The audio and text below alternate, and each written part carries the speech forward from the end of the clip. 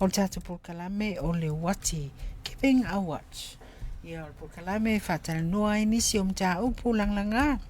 ia awa fu ilo tapo inga Samoa le o se mai le sunga le fatonu ia se yuli sa vea le ofu tone pesta ia me se fo tapo inga fafianga inga ia me se le insinio ni afia fiftiranga toto manino mano so fo manuia le sunga le fatonu lange mai lo fiunga toto li ia me se fo fiftiranga toto le menino pa io Samoa poto ta fa fonga mai ne fia fi fa talo fatu le tele me fa lalo ia me se lava pa ia o na tofa tatu tu fo isa fa ngai fo ima a luenga fo yo le tala inol tala le yo ta wasu fo le po vai so fu no nga manu la fa wasa mo ataya malo fa ftai ale ia matala ta por kalam e si fa si silanga le Samoa ia fa penta pena ina ta ofisa ona o to tele pa ia le atunu fa pea ona momoli mai o lato fautuanga ina ia fa leo atu me se fo i o se anga ia ilunga le faunga ina o le social media ia mavainga fa pea o soanga le mu ia momoli mai ai fautuanga fa se silanga ia fa utangia mai i le ava tele ma le fa loalo fa se sila atu mamalu o le atunu o lo post ma fa soa ia fa lave o lo afia inisi o mamalu o le tatou atunu. Fa lave po mea o lo tutupu o lo afia le tatou atunu. Ai mai se latou o lo afia i fa lave fa fosei. Ma afia ai le soifua. Aua le pueina folinga ma vaainga e le talafia ngai fa molimole. Ta au file tufaina pe share. Ini vaainga fa pena ma le fa alo tele lava. Ia o le anganga lava ia ai mesi o le awaunanga fa sara lau ia o le fautuanga i le tuua le awa ia lau puata ma whainga ai wo mai ona o le tausinga o le vā fi tausiai ai mesi vaenga onga ia afia ai le soifua ia ai mesi o le pui ia saule o la wata ala ile ilo ele ainga ia matulanga fa pena ia u fa pena fa sara lau mai fa sara launga faitele ia ai mai se le puipuina o le nofo file mo ma nofo tausia ia pe ona iai ia nei vaenga taua ua e silafia o mauloa lo fa pe ona lamati ai le tatou fainga mala e se vaenga te fa popolo sunga fa e taua vaenga le langa o tele ia walanga o tausanga le te nei ia le ngata fo i nei visio uso e da fia foi tau sanga te nei fa la vi Australia ya me se fa la vi nei New Zealand ya me se foi niso fa la vi fa la hotel ya me se la vala so na file sa tu por fa la vi tone mato ya na fa no ai fo le no le la wala fa la wi lo tono niso la to nato le me la tu ya man tu privacy act ya me se I've named newspaper fa ta inga la pro observer le la na la to au bai fo report ele au mai la vani fo lingo o tamali fo in hafia ya me se o le fa tenga me mo muele confirming identity so tangata ia ma me se va inga ele talafeunga le mo sila va mai mo la hotel wala nga fa yana mo di tangata yo me se lava ia i tu la va pela ia sa to what's no ia le fa pela o mafua na ia sotanga ia epe o le me o leva na tau fo na lapta i ma o leva fo na mai ni se fa tu se te mi o tonai me se i fa la visa tu pu rama le na fie ni so tamali o tato o tunu na pu e me ni si ni va inga le tala fe unga el sila mai e fa marulua tu tato tunu ia lapta i tu lalo no tato ia le ta fa yoi tatou te lapta ia le tatou tunu i mea tatou te loa e le talafeunga. A me se lawa tatou mtafa ioi whaasalau tatou te loa le papui mtali o li o le i vaenga e pui ai tatou. Ia me se lawa whaataitainga. O le tilo atu ia alama whanau pe po matua foi. Sila atu i lau whaasalau ngale o fai. E ono afia ai le fatu pe ai le fatu lo. Pe o le alawa se me tupu le ia lai au ala faltula fono e uia fa pe on masan yai pe ta inga ina u fa mautu leo ma fo mai il tanga tonu le wa tu pod fa lave e alu sa vali a leo i ai e fa mautu malongo alo ia ai ngai le wala wa uma foina o ina ito mai e fa lau e tele ai mata fa pene a fa mauti no ai wa ele te me fe sasia i ai yo no se ele fa tau al tangata pe fai mai lava o le tangata le ai ai ale te me sasia ele fa tau fo le ia na te ia la i o se pe pa e la va ai ya e pe o tulanga le na ta ua le ta tu fa lo ngia o le sina me mata ua o lo fa lo ngia o le tangata le tu po fa lave e lapta ye ta tu no tulanga fa pe ele ai e sa lo tu pu ele me le o yeso fa tananga walanga le fa pe tau tata to fo le freedom of speech ai mana tua e ye me fa pe ma o le vata pu ye mata to va fa lo e ala un tato tu nai mai o mela a me sa mo fa avla bitu la el tu la fono mai ai vai foi mo professional medias mo la to mo o lo fa ye nga luenga ne e le so na o a pu e se vanga na o ye le consent o ye fa tananga e tu o i lunga vai nga fa pene mai o le vanga na la ta ye tato no to la lo atu el tato por kala me le wati le ne fiafi fa mo mole i auto ngel tato fa si slanga mano ana e fa tai ana vanga le te lona o manino ia awa ful so singa o le van no foi ia wai sa le fuile o ene a o ta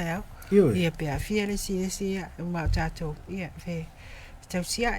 ia wai so tanga o ma tato te le vai ngolo tupu ne vai aso pe na vato tato telefone fa nga malanga le fionga palemia ia sa malanga mai ma le sui palemia fiti manisio tai o le atunu o Pacific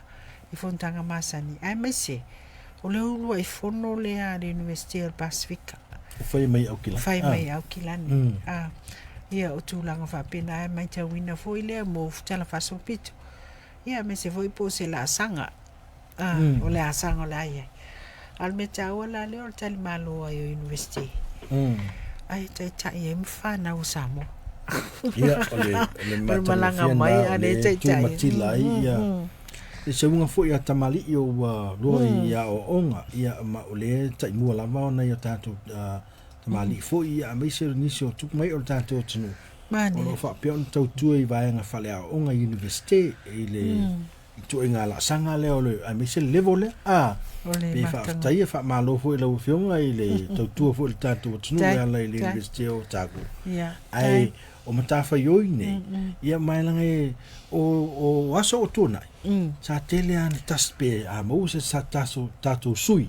tas ai la loa le ro ia pe o le ma o lalo il tu langa se la liaison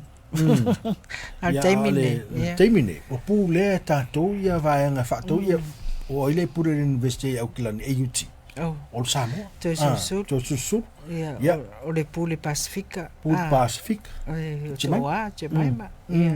ma vai nga va pena to tele ia Victoria le o malo lo le fionga ia lo manvao wini lepe o lo sa ilises ia o ifo io o Waikato le ia ile fionga te fa malo le professor le law school ia lo tu lai me foista mai tai Hawaii o ia la to assistant vice chancellor kiaka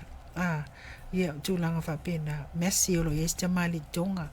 o Canterbury lo este mali me fiti o le winga lan fam talang ia a me so la wo fionga yota ia fafta o no le soi ia alo ye foi se si lo ye de fionga le te mai tai tonga le TVC Pacific ia wa ule ngalu ya tune ia o le tu langa la le pe wala ina mai foi le ole o se manatu nana foi le o esel vainga pe ona sa noa o mai nele fono o fata tia ye no fo tu langa fa pena ia a oile talia o Pacific ole ai mai se Samoa ia taute fia na tato ia ono ole a fo isa inga malo o Samoa ia ole ma o sina tala fa popo na o tato New Zealand ono o vaenga fa pia wa ilo ai le swinga ole fa va o community le wa ai nei New Zealand ia po isi fo ia tu motul Pacific ia vaenga na fa popo tato tala ia me se ole fia sia ia o tai o le tunu ia matulaga faapena ia o mai alfontaga alfontele le kalesia e fakasa ia malo le paia au faigaluega tofi o le atua ia ua matau atu ua faapea foi na tofia laulau fou a le kalesia fioga taitaifono le susuga le toeina ia ene fatu le sa mai vaimauga ia o le sui taitaifono o fou foi o le susuga le toeina ia palemia reupena ia malo faafetai ia o le sava'i ma le upolu e mana ia tele ia le tofiga ia fai e le kalesia mai pe ato e mana tu fu tausaga le tene ia lana ua fai leanga fono le fono le faapea mai se tasi o tamā fo'i malōlō man malo a sumatoina ia laki slate faapea mai e umalo le fono lea umalo lea fi le foali'i o le atua o le fonotele le mamalu foi le o le fonotele le kalesia ia ai mai se le toʻatele o tamali'i o tupu mai o le tatou atunuu e auai e fai mausipono i tausaga mai le lalolagi atua mai le lalolagi atua ia o le agaga la ia faamālō le tautua ia ua le ua amata malaga mai toe fo'i mai le ausifono ia ai le sili taʻi tapua e mai se fo'i latou o lo tapua'i atu fanua ia manuia faalaga mai a le kalesia e le gata foi lea mai tau atu foi sausue foi le fonotele a le kalesia Assembly of God e le faatinoina foi Samoa i le vaeaso foi lea vaeaso le utuanaʻi ia viia leʻelii malo faafetai ia o mea ia fetaloloaʻi ai ia Samoa o lana lotu ma lana aganu o vaega ia e feoaʻi e pofea o le lalolagi fe mai matitiva teitulo ai a tupulo me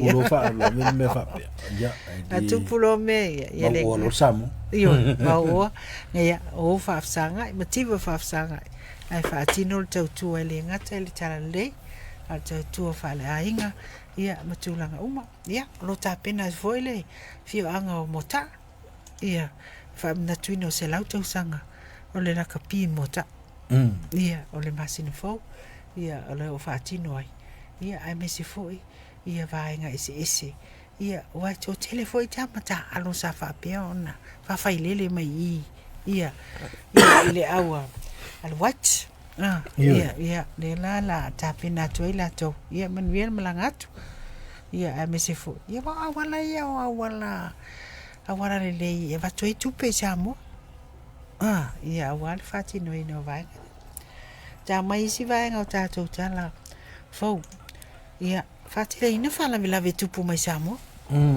o le vaeaso tuanaʻi le sa faaolima ai se talavou i se aga ese se itulou lau faafogaaga Samoa ma le aso paia se tasi o faleoloa i faleula uia alu atu ata o le tulaga na lou i tagata i Samoa i le gata foʻi le tele foʻi pe o le fona watu tatou tala il vason tene il tina na mlima ai ina i fulosou le vai tafu lo fai pe ese suega pe fa pe feo na maliu tina le ai o le fa bla foʻi le sa vai foʻi no o penga ia ale sa di piti mai foʻi le newspaper le observer ia fa mauni mai ai le tau le ana sa watu le si tau le ia mai le utala e pe o le folinga mai tau masui ia le ele tau le fo in fatino in fa la ele tau le ona fa pe sa o le matango ese ia po le ngoi tu ele ngana fa ngo fiel ba ia o vai nga umana fa to mo fa mau ni ngai no ave fa su nga le fa mau ni mai po fe tonu to ia pe wa e fa oni yoi awa ai pe o le tau ta mau to meti ia fa pe lo sa lo tali na la tunga oi se tulo alo la tua fa i lo le sala ia pe o tulanga na tatou le teme o soi le ita male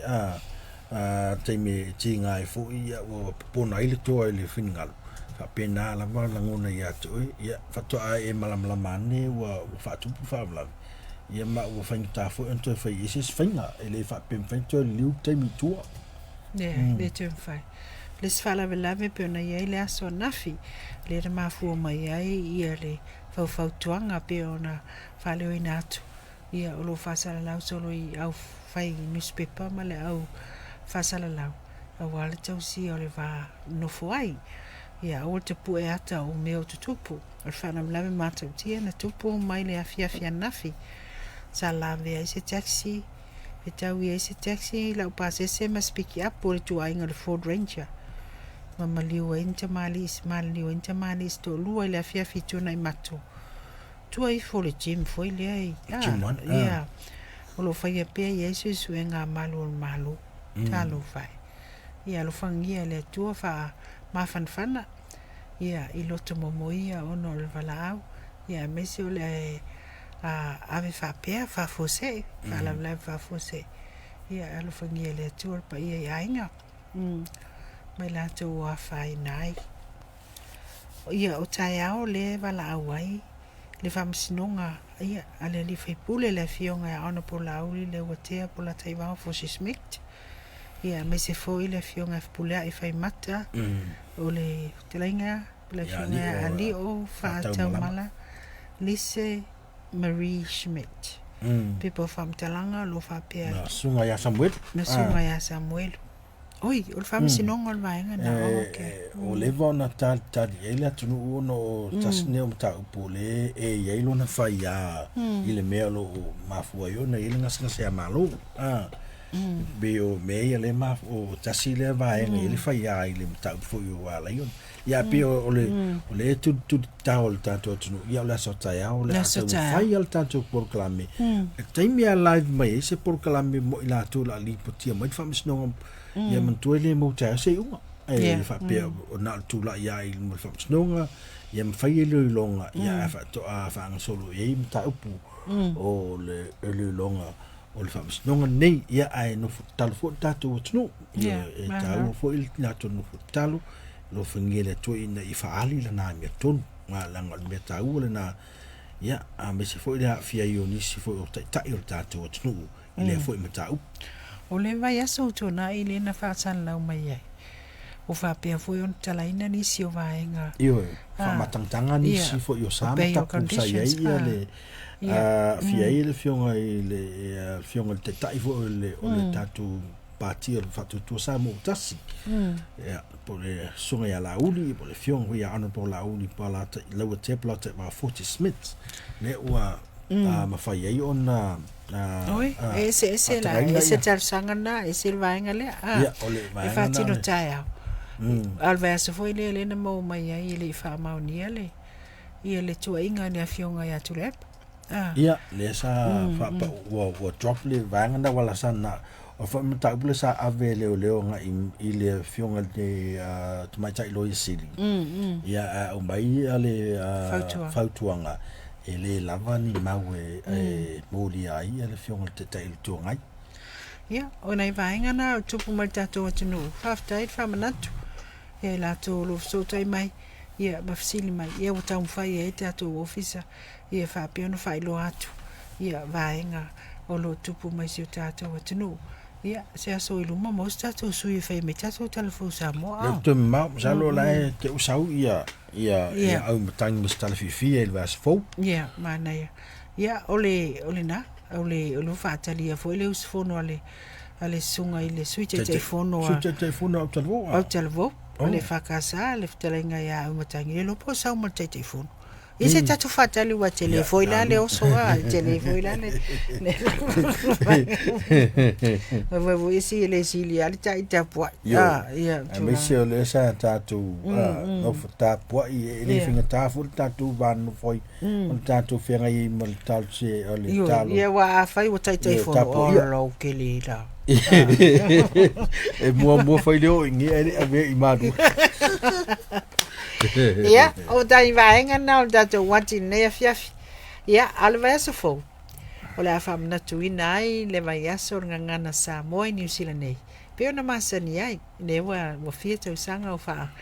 tino ina le vaenga ale o sui le aso le sa masani o le vai aso nei ia alva so fo la mai le aso mua ile aso fitu o uni ia o le afatino ma fa ai longa ai ile ngana sa moi ya te roa ole sini au tu ia malu lo sa folau ilangima ia malu lo sa folau ilangima a well grounded self It's a successful self. Ia, ne te whai tau lunga o le poster. Ia, re tu wa tātou poster. O le matanga o fia le poster. Ia, ole sini au tūna tātou vai aso ngangana. Vai aso faula. Aso mua, ile aso fito iuni. Ele le vai aso neo a mataina. A lea la o le mafuanga ua whatala noi nai. Le la sau no le sunga il fatonu. Wa mantua foi o tausanga uma le whailonga ina o le ngan Samoa. E por kalame whapitoa le tātou por kalame. Pia men Samoa. Ia awale lango ina o le nea na vatau taua. O le whaola o la ina o le tātofi. Whaola o la ina o le tāngana. Ia lela tuatuleva noi lau sunga le fatonu. Ia se e funga ina mai. Le tātou por kalame awale tāpua inga Samoa. Malo whaftai lo fionga ia o le meta ua o le whaftai le tua ua tātou au le fo ni tausanga walanga o le e whenga tonu lava ia le tātou vaiaso ngana Samoa ia ma le whailonga ina fo le tātou tuto tasi ono se futolu e tausanga talu ona tuto tasi le tātou tunu ia whaftai o lo malu pel tātou sa ia mai se le folaunga le tātou tunu ia e fo i nei vaenga la iti lo fia i fo i mangasngase malo ia mo manua mai fale pe ona e fo i lava e lo toe mama fo ia e mau se tali o tātou ta upun na pe o le tali e fo i vaso nei pe faia se fo no tātou tunu pele mani ia ai mo le tātou por kalame i le vaso na al parmene fo no parmene ia fo no al parmene sa mo le sa tu sen pe ponga luenga o le so dos ful fitu sa tauna e tan fatino ai la solua la solua ia o le talia pe taunu ia langa o tal tupe tal noina ia tatu talia neve yaso po feola anga ia sa fo o tatu o tnu ia malana fo launga ai mo tatu o la lamba pa au New Zealand ia fo le mavai ata vai on fu ia o tatu manatu fo ia tatu malanga isa mai mo tatu o tnu mani ia pe o tatu tala fo le malata ave ma tatu mita o tatu Samoa e ui lava o tatu o le tatu te New Zealand ia tatu te mo tatu ave makako manatu fa pe o tatu lava o Samoa o musila o kako cousins Maori o la ko kako uso la ko kako cousins laikia vai laiti la vai ia tatu o le la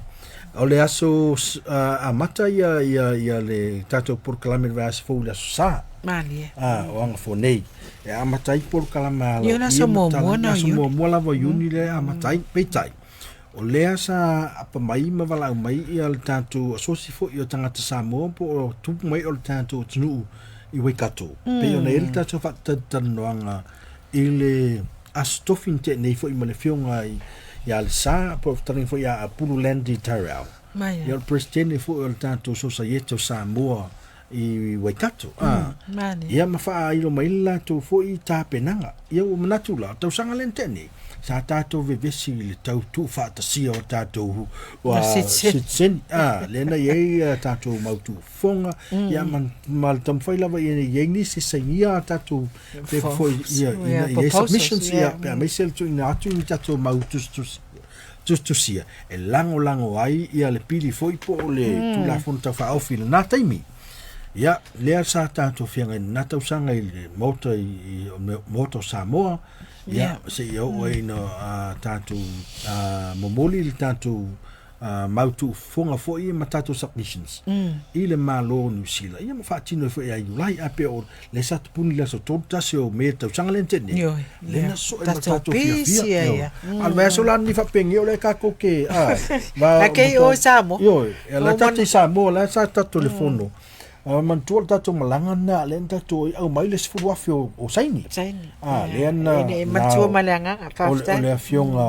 o le fontele e to wafe ia saini mai na ia mal falo lo Frankie fo io na la uma fo le fionga ia ptua manaia me Frankies kai ia le safso so mai la to falo lo ia Samoa wato Samoa ato man si fa la putonga sa ngale le mai ia tele tamari fo tanto tunu sa so ne mana taimi ai tato anga i Samoa a mai la ia ma mod sa o i me anga i le high commissioner New Zealand wana fai tato fe utule inga a tau nu ulo ina ia tato pepo fo ia tau nu fo parliament tau dia ku sa o fai kau nga kau dia mai ngi fai kau i Samoa fu afe ia fa tai le tua i le anga le fo o tato tamari in so mai a mese tato company sa so mai le fionga fo ia pesta Ellen Stars e lo fa mai tato por club ia Pacific Easy Money Transfer ia ma tato company ia mese fo le fa la po tonga fo le fionga ia fui mono le sa sango ia sango ia fa tai na mo ia apa mai ma ia ma le observer ma le media ia lato uma sa felo ia so tlinga so alo ma lana tato so tai fo ma tato ia ma le sunga ia langi ke some ia ma le tato tafa yu fo la fa sala sa fa la wi lo ina il tato por clami Samoa se mai la ia ne tau sanga nei le sa tato fe nga tau sanga len i mangele fa ia tato por clami uma le moto Samoa fa tai fo le fionga i le consula wao Samoa in Sila le fionga ia parsalue ia po le fionga ia fe mata parsalue fa po le lua ia ma le whaatanga ina fo tātou whaonga ina le vai aso atoa amata mai le tātou awa mwaenga na se yo la vai isi por kalame e tātou por kalame sa apa mai le whala langa fionga fo i sao atulangi o tangaloa penina i fupo lea sa whai tātou wha mwen tau sanga ni tia le na toi wha manatu atu ona i mea tātou tu whaatasi ai a solo i fo tātou tau mawhutanga tātou ainga sa whai ina moto Samoa tau sanga la nei lea lala atato wa ngai tua le region pe ya au kilani mari di mai la maku aku le lo ya ko so o lea ka ko ke so tultulu la mo na yo tato tua o ia pe o kirikiriropo o Hamilton ya leo na tua il tato pulenga e tato wa ngai le lo ya tato uso tu ofi okay aku le lo i Hamilton le pola sto na ila le pola fa ye lo tamo fa ye poeme be fa pe si vala vanga wala ga samo matalasi la tu au tu samo matalasi au tu fo la tu fo ia fa mo ia nga ila ia tato le pola sto na i la so sai fa ye sauninga fa to talo lo ia ile va yaso ngan samo fa ta sem la to sauninga fa fitai wa dia le on futo ia masela tau sanga o le kalesia katoliko le hostinga le ia le fai le lo i Hamilton ia o le la malanga tu sui le sunga fatu no male trainga tu manino sui le tato le tio ia e awa yatu ia e kewa la ku sisi le fua mai oi le chau sisi va ko ai o le nganga ya se tanto so tau au fo manga lu fatasi ma tu mai o tanto tunu o e fo ina apa mai le taimi fa tu fatasi man to vinda to o lo i Hamilton ya sa tu la i mai fo tanto fa po tongo tangata sa mo i Hamilton po wai kato fai o la tu sao e ala ile au wai fa tu fo tanto pe pa fa tu mai la lo i Waikato mai se ai o le whaafonga anga fo ia Samoa isi tu o la tunu a whaatino ina tu pukalami e whaina pu ai la fo mai mwhai lava a whaape o tātou e tau la lata mai le tio a New Zealand atoa mai na tua i lalo le tātou whaape o tātou whalapu tonga uma company onga o to uma lava nei lata mai a fa pe fitau ele lele longo mai se uma tu ina tu tatu numero ona longo mai le e ma faina mato nga ia ele tonia ele ton ma ke aku pu e mai ma mai ma fa la ulo ai la to por clame fa foatu la e pela ma ma tu lo tu atu Hamilton la fo mai la fo mai la o to tapenanga yang ale au mai al PMN Samoa ngalu kangwa share mai PMN Samoa ia matang filo la ia download upload ngol tato page ia mato share ina la o to tapenanga ia pete o nau ta inga ia matua ta pisa le Facebook kako ia mar social media i le fama na tuina o ngana fai e to tele tato le nei ia tato ta watu o le au fai talo tupe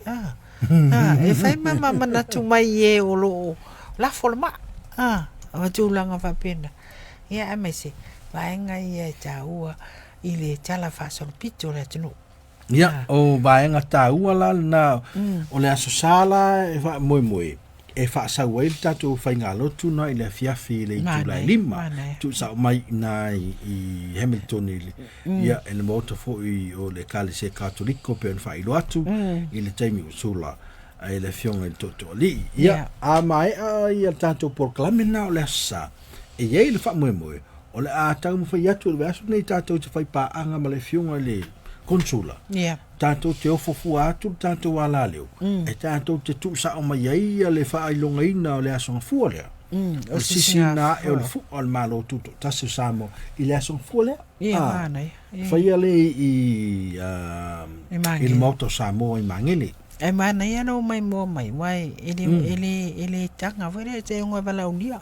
i ele la ya nga ele ado le tio e po mai malanga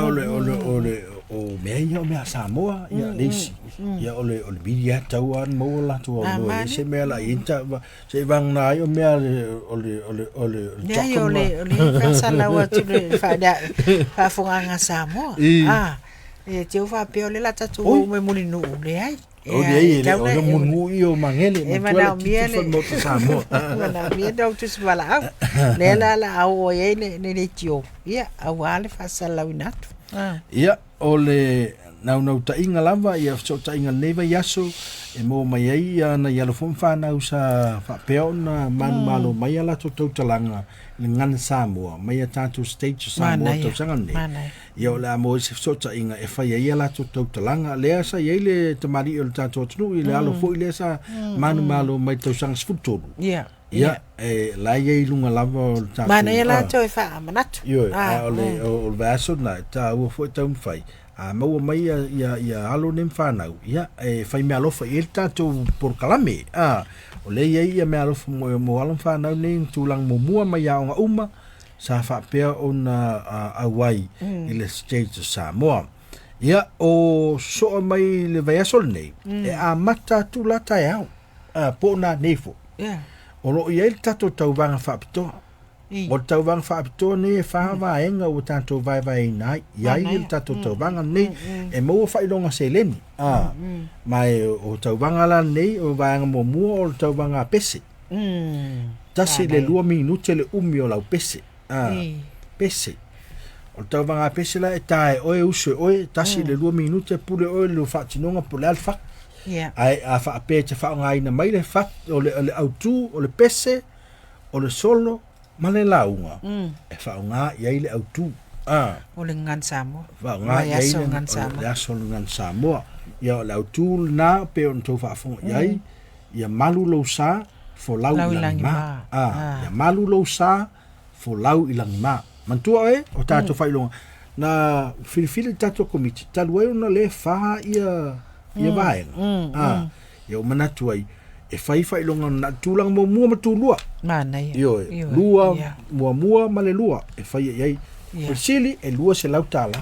e vai fa vai a ele pese la ke fai mai o le si vaenga e lonto fai lo solo o le launga o le pese vaenga umala na le launga fai poiponga po se launga o le launga foi le tautalanga e fa tau ma to le te launga le autu e le fa peka sa mai so se launga o le melanga ka fai me pelo e launga le autu ala le umi a foi tasi 2 minute mana ia au ne sili e sili lo se kone cancel la fa le aunga ina ia tango o tau mo fai e amata tu le so e latua nei tau le aso whareile le ang fone e tau no tolu sifu e o le aso nga wasau umaka kovilo o tatu ata ia i meli mai al tatu se umatu atu lalo vaenga na ina i whaingofio na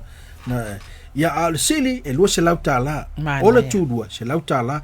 wha vaenga na tu iai o le solo o le si vaenga munmuli o le fuakaimi. Ia langa. O lea la atu lunga o tātou penga te whailangi se taimi o le pōnane, le ale mo e talangi ato to le manino. Au le fuakaimi, e le saua se fuakaimi mo, alkai mo mua le la sau. Asa wa siamping. Esa ai kala. Kama ana e. Esa ai kala coach fo le au kapi fo le. Pa wa le coach le sau saka e newspaper. Pia sau sa wa ka newspaper. Le le talangi to le manino le tau se luatu, se taso te mali e mai se le fia o tale ni la wi lo tale no siva ya o vaenga la na o le fu taimi traditional conductor competition ya e fai e mai la la vilo polo wat ona mato tango fila ia tu ilunga to atele tanga te fia pe like pe view pe love ya o vaenga umana fu ye ya mawinga mali ale umi fo la o lau fu taimi le ya e fu ai au ngi ka kuli fo lo minguki lang ke fu li me fainga o ngala fo mai me real me fo le ka o real me ka manga fa penga TikTok nga ku lo le no TikTok ka malanga makang fe upload lunga ya o ngala fu mai tanga te malo ba sa copy fu le si au copy yo e fu ai o le pese e chelongo fianga copy ia fai ia manga bali au ba na la kul demo e to yo ba to o demo o le atu e kawanga fai uma ke unga fu kai o le pale o le ula o le ia silika po le ia vermelha fai nga paulo mai o ke fa kaua e kau le pole fa kau malo alua fai so ka fa kai ka manga yo ke fa kau uma longa fai pe a fai ele manga ya pe o categories nga po vaenga o uma tu mata manga e tu ia le vai no vaenga e fai e tato to vanga ya o se me fa ia nga e fai sa e vaenga ele fa peng mako kalua kwa mako ye se pa masa o lue ngala ia e mantuala e te tala tua nei e tapuni le asfaraile o mua le aso tolu se fulu ia wai tau tu le avanoa ia e fa masino ai ina fa solo atu lola ia o le tele lava lau like ia e o atu le si vai aso le fai u ai le ia fai u fole no le kwa lava mako ko le kai tu sala e lauta to tongi le sala sufitu ia e lau tonu ai le aso o mai le vai aso e lau atu ai maua lau fai long manko ke fa ka se umal vai aso kwa mo lo vai ia e sauro le son fu pe ke e fai ko con o por calame la sa io e lo ko ia ka ko por calame na ia ma fa manino malako lo la ko manu malo manto tatu o tatu fa ilonga ia le wa o umana to fa ma lia mai tau sanga mo vai ile ase se o to ile fa pena le va tua sa fa ilo na o to se le ni e pe na ngale mai tatu company ia tau sanga la nei o umana fa to le fa to ko ka mo muala wa ave el por calamele so fa fonga mo le fa lo ngona pul ale o mato folatu le fala nevi avi ya wal fa fonga tatu o tunu ta pena sa pese o fo taimila e te taimi se pese o umana yai yoi se pese o se fa falenga pe ai te fia yai pesa mo ke we pese pese mais pese palang fu amor tongi kama fu dala fauta o le mea o sole kama nga e pola la var pese te langona o ia te ono mea o vaenga la le na te tanga ia ia pe manga ia ngai ko ia inga mga ilo ma ngai tu asina sina a ko kui la le pale anginga le ko inga alo ia silika foi la anga dei banga ile verveka la silika le mau ke upa u ko wa ia o kamalanga ko u la molo tino le e fai uma ke unga ai toa e fai uma nga o le mana ia o te unga salo e pete balo te unga e no te niga ia ai e to te sila mai mofo yai ia ma watu fa ilonga ia ila to ia e awai ia mai se fo i ole tulang mo mua mal tulang lua ole pese e usula pese e fa tatau ile sini au tu ole vaiaso ia malu lo sa fo lau ilangi va ia malu lo sa fo lau ilangi ma ole solo e fai fo ile pile sini au tu o le tautalanga po le launga e fai fo I whātatau I le sini au tū. Se I wangana le fuataimi. Ia, e fili se pese mata ngofie. E te ono mea ai. Taimi mai loa. Ia, ore se ngala na. Ia, masa I tū mai. Ia, ia vaenga na. Ale la tū atu ilunga le tātou website. Me se tātou Facebook. Ia, atu ai ma le whātaita inga, le whatalainga atu tō manino. Tai au. Le langa lue nā nei le loa peo so. Ia. Mankola oi kusa ele mosi tongi toto. Ia. Langa o le master. Kusa le la fua mai ai. Le la fua mai ai. Ai, kusa ole umalo fua taimi le. Masalo po ila asaini ene kon kalatsa se tele lava tanga toto. E ngate fua taimi niso le ngate I wha poiponga a ni maling foi po a isi wha tia. Ai te vatura wale luce malanga I Hamilton. Ia lunga koe fui mai. Ia maenga lana samo. We make our own fun. That's o oe matua. Sa saile matua le itu se itu lo. Ia wha pisa le Facebook ma le social media. I le wha manatuina o le tahanga ngana. I le vas fo mantua la. Ele o le vas o nei. O le vai aso mua, le aso mua, le aso fitu o yuni. O le alu wha alua ma le tatou tuto tasi. Ia, vai ngā umala nā le, ia, o le saminga al tuto tasi. Ia la, ia tatu poka la mena. O le meta ua na a whapea te manatu, ia, mo tātou ia, e mawhai ona send mai le PMN Samoa, tātou Facebook, le Messenger, e send mai pe upload mai lau wata, ia po la vilo, ia ai mo tātou e whia manao e emaili mai, ia tusiane I lalo le emaili nei, tone.peseta@pmn.co.nz. Yeah, tone.peseta@pmn.co.nz. Yeah. O le telefoni o le o rua fitu lua tolu ono fa lua lima. Ia wala au mai ai. Ia mo nisi fa malam lamanga. Ia awala tapenanga. Ia pe send mai fo le telefoni le vino. Malo fai fo fa muta le lua. Minute. Ia wai silia tulua. E disqualify oi. Ia mai le ofi mai fo. I te mai maulo singa ina. O tato wati na ne fiafi. Lau whaafunga Samoa ia family atu se upu o le tautamali I lau whaafunga a nā ua ato I nā o le anganga lava e tātou tāpena I se vai aso matangofi. Mana ia awa I le ngata I le whaamna tuina o le tāngana o le